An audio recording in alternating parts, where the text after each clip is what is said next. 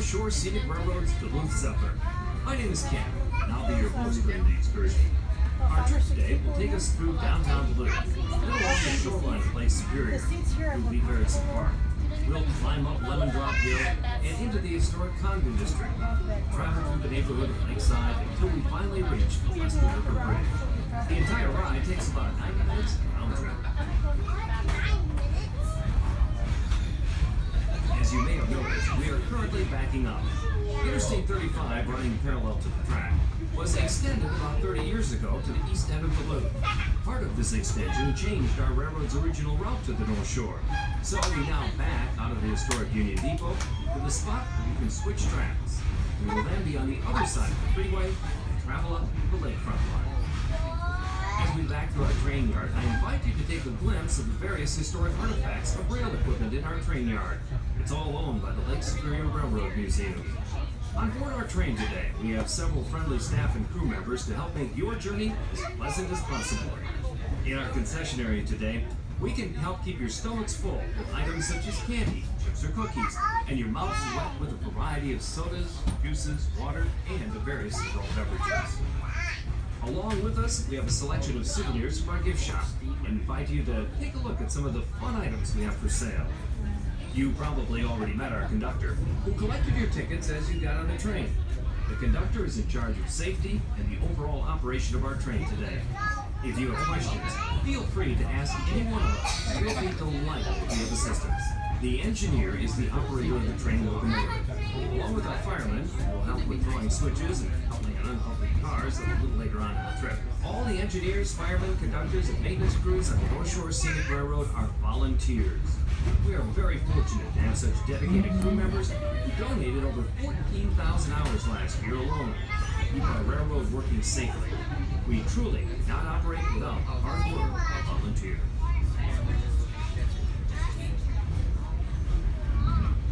We are now passing a white building on the land side of the train.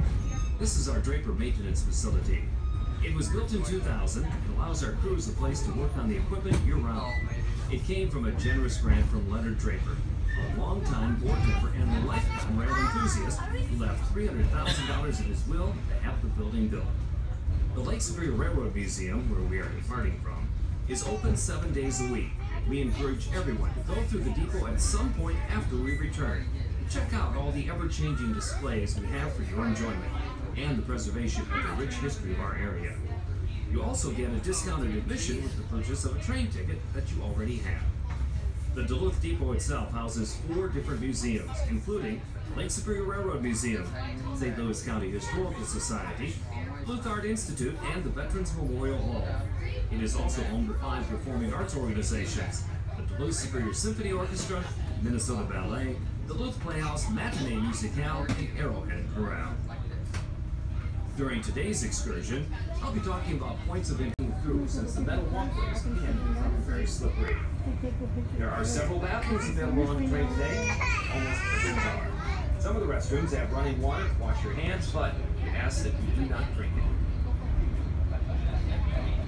Today we will be traveling up the lakefront line to Lester River at the edge of the city of Duluth, where we will pause and then return to the depot. Along the way, we'll briefly stop again to turn the train around. More on that later. You are going to be enjoying the ride through some unique parts of Duluth and passing through one of the city's most historic and wealthy neighborhoods.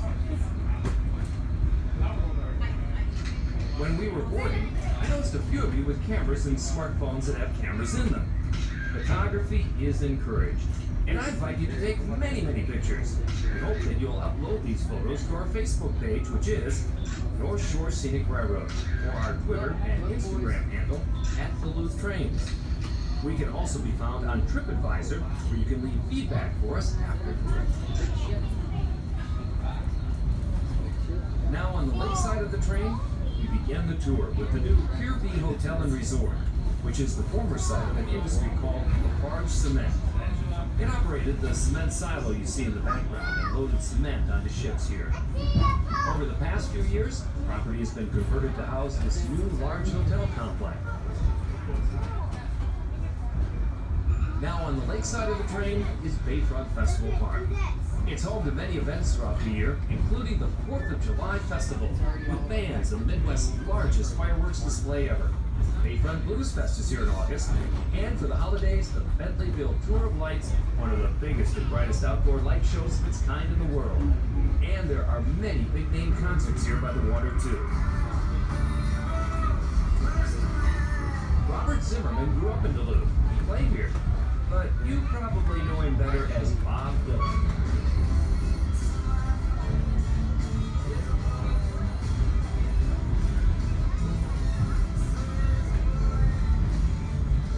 Bob Dylan performed in Bayfront Park several years ago with Paul Simon.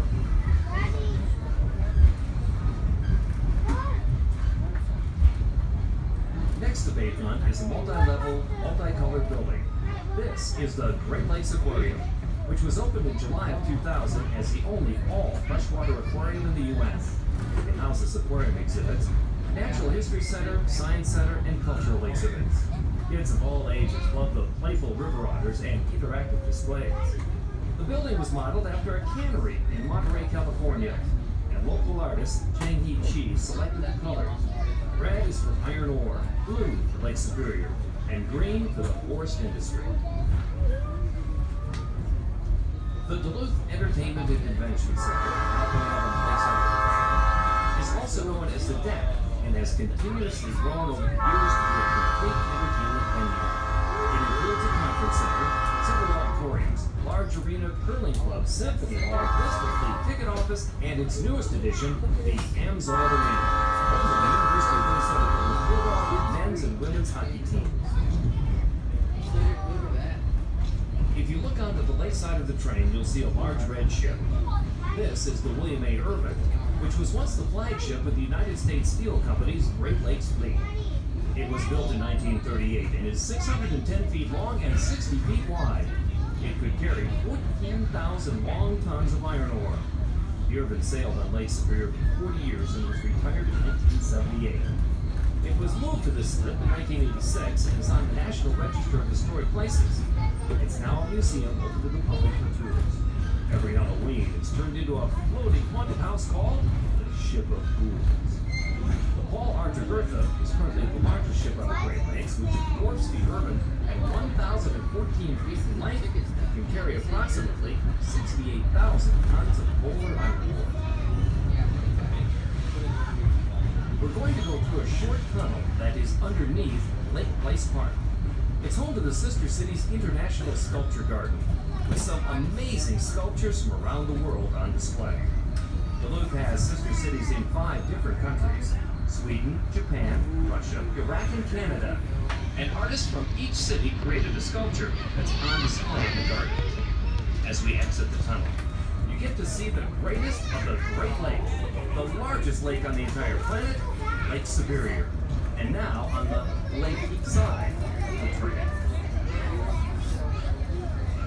If you look out onto the lake, you'll see a red buoy that marks the spot where the edge of Duluth's original outer harbor break wall was built in 1868. The dock there and Elevator A were built by the Lake Superior and Mississippi Railroad, which was the first railroad into Duluth. As you might expect, this was not an ideal place for a harbor, since there was little protection from the harsh waves and weather that came off the lake. Today, the buoy marks the right side of the shipping channel, preventing boats from wandering into the area where many obstructions from the old outer harbor remain. Coming up on the lakeside of the train are several veteran war memorials, including the Korean and Vietnam memorials that honor those from the Northland who lost their lives in these respective wars. You'll also notice a large ship anchor. This is from the USS Duluth, which was recently decommissioned and scrapped. Veterans that served on the ship saved its anchor and brought it here in 2014 to help the railroad you're on right now, which hauled the anchor into place on a flag yard. The anchor rests here in honor of all the veterans of the naval services who served on the USS Duluth. The Victor's Brewery is now above the wall on the land side of the train. It's Duluth's first brewery, originally founded by Sidney Luce in 1857. The current brewery was constructed in 1882, and its name, A. Victor and Company, came in 1884 from August Victor and other shareholders. Production of their beer continued for 40 years until Prohibition began in 1920. Many breweries shut down during this time. But Vickers stayed open by making candy bars and bottling soda pop until 1933. That was the year Prohibition was repealed and the fun returned.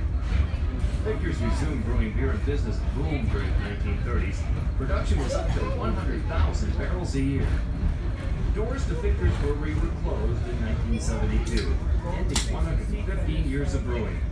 It was renovated and reopened in 1984 with a 48-room hotel, eventually adding shopping, dining, a new brewery, and other entertainment. Today, Vickers is a great place to visit while you're in Duluth.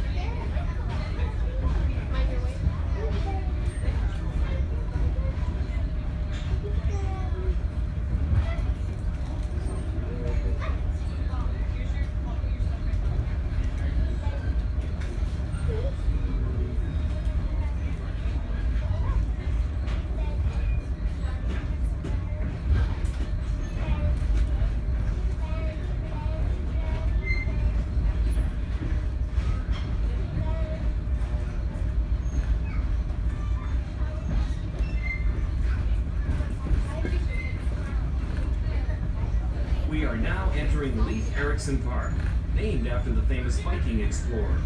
Leif Erikson is believed to be the first European to set foot in the New World. Historians believe he beat Christopher Columbus here by 500 years. As we pass by Leif Erikson Park, you may see the park stage. It is the large stone structure built in the late 1930s as a WPA, Works Progress Administration project, and home to many outdoor events here in Duluth, including every Friday night's free movies in the park during the summer.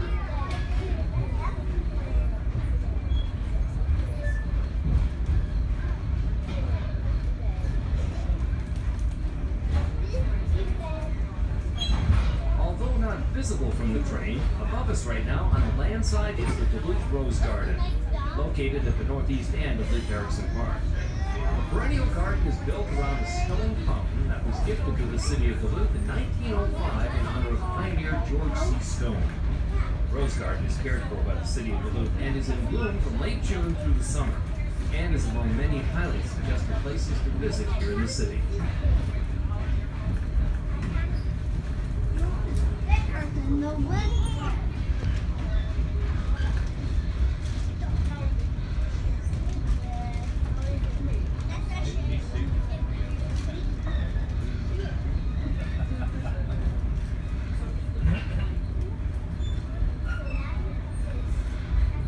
Now traveling parallel to us on the land side of the train is Interstate 35. It begins at 26th Avenue East here in Duluth, which is a few blocks up from where we are right now, and ends all the way down in Laredo, Texas, just 1,591 miles away from here. This location was once a railroad yard with a train station called Indian. This industrial neighborhood of Duluth was removed when the freeway was extended, and the attractive Indian Depot building was moved by trucks to Canal Park, where it can be found today. Indian Station recently reopened as a lunch shop and brew pub. We have now begun our climb up Lemon Drop Hill. More on that in just a moment. But between our train and the lake, you'll see a paved walkway known as the Duluth Lake Walk. It begins in Canal Park at the foot of the aerial levee bridge and wraps along the Lake Superior shoreline to Franklin Beach Park, a distance of 7.3 miles. The Lake Walk is enjoyed by walkers, joggers, inline skaters, bicyclists, and leashed pets.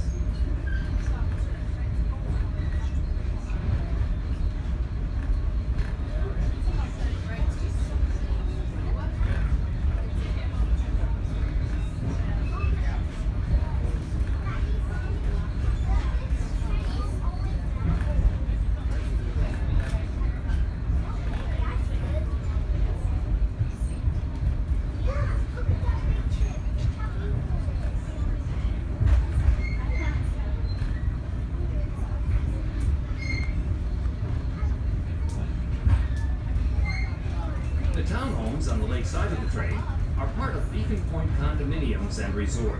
These were built about 10 years ago and sell for $500,000 to $700,000. The next group of homes on the lakeside are a little larger and a little more upscale. They sell for over $1 million each.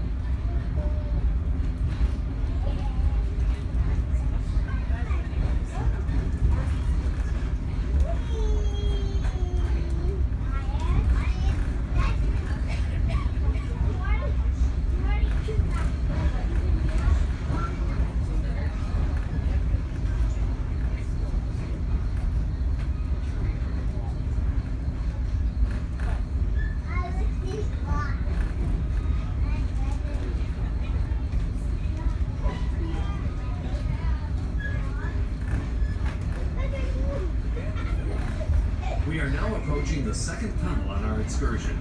It's at 26th Avenue East, where I-35 ends and becomes London Road. Our train has just completed a climb of about 50 feet over the past half-mile of track, climbing what we call Lemon Drop Hill. For the runners of Grandma's Marathon, held each June, heading from Two Harbors to Blue's finish line at Canal Park, this is the most difficult part of the whole race, as the marathon course goes uphill, which crosses above the tunnel we are going through. Lemon Drop Hill is named after a family-owned restaurant that once stood near the railroad tracks and was called the Lemon Drop Cafe. Oh yes, there was a dish of lemon drop candies right at the checkout stand.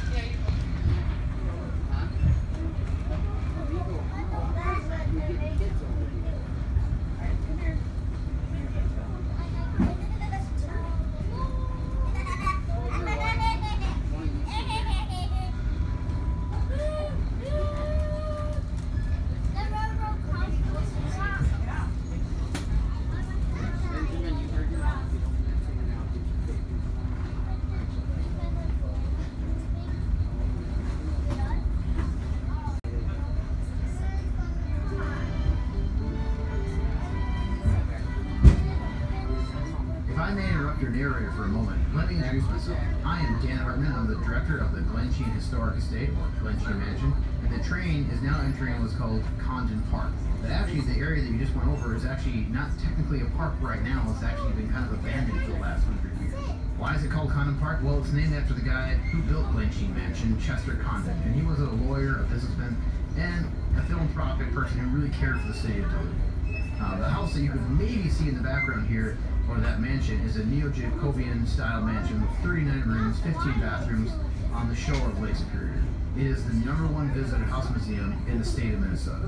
The grounds also include a boathouse, a carriage house, a gardener's cottage, and one of the very few natural clay tennis courts left in the country. Glensheen today is now owned and operated by the University of Minnesota Duluth and is open for public tours nearly every day of the year. We're slowing down right now to cross two bridges. Now is a good time to grab your cameras. First bridge is a street overpass, and if you look to the lake side of the train, you'll see the cemetery of Glensheen's western border. The second bridge is over Tisher Creek, also known as Condon Creek, because it flows directly through the Condon estate, the family which built Glensheen Mansion.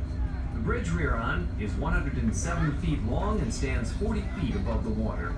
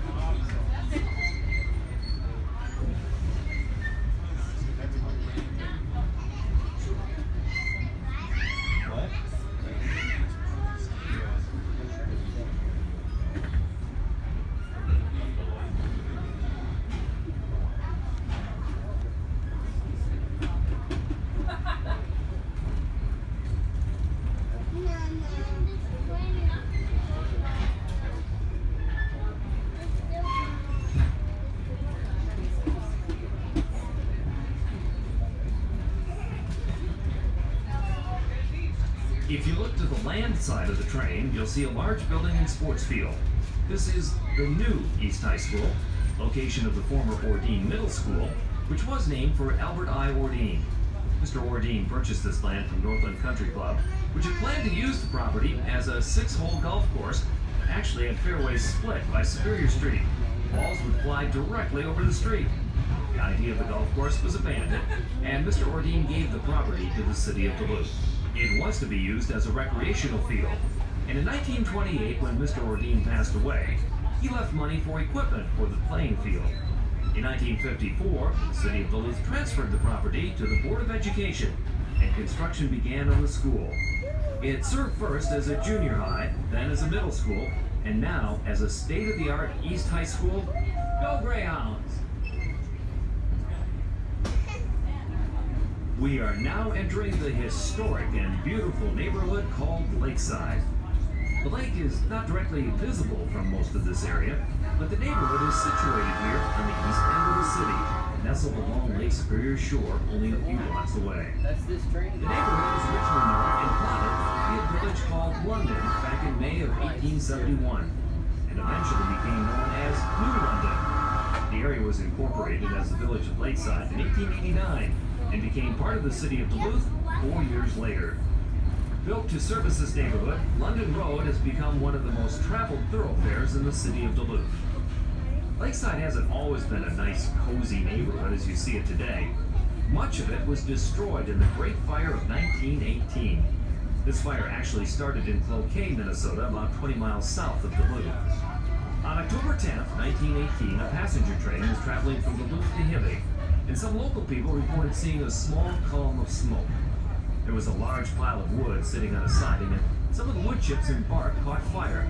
Minnesota was in the middle of a 2-year drought, and with the pile of very dry wood as fuel, combined with high winds, there was no stopping the flames. By October 12th, the fire had spread all the way to Lakewood Township, just past the eastern edge of Duluth. Most of the homes and buildings in Lakeside and surrounding areas were destroyed by the fire. More than 250,000 acres were burned that year in Minnesota. 33 communities were completely destroyed. Trains were sent out to evacuate areas, but not before 350 people perished because of the fire.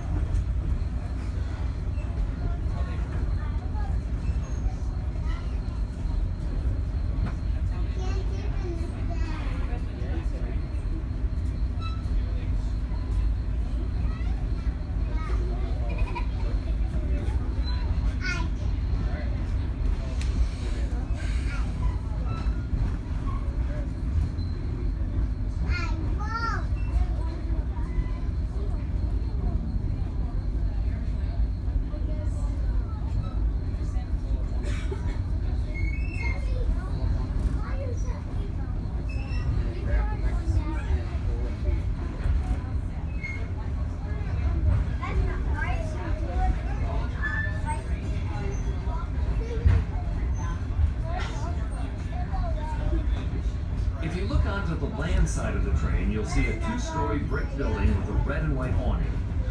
The building was built in the 1800s and was once a fur store. It's known today as the New London Cafe, and it's a great place for breakfast and lunch. Behind the New London Cafe is a 3-story brick building, white stone accents. It was also built in the late 1800s and is a Masonic temple.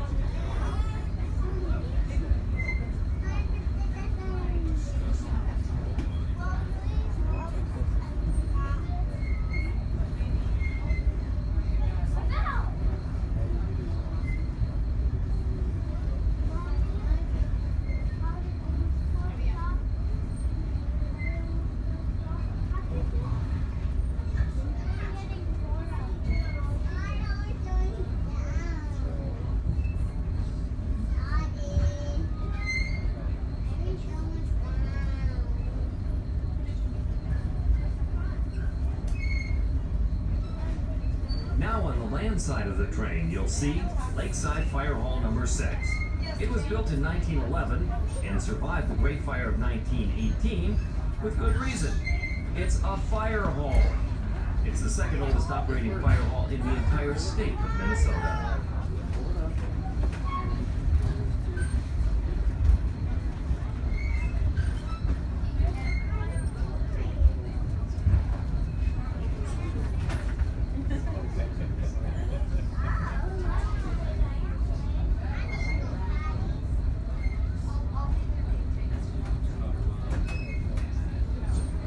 The trains of the North Shore Scenic Railroad operate through October. On the lake side of the train is the area where our pumpkin patch is located for our annual pumpkin patch trains. It's a fun weekend with a lot of activities for kids of all ages.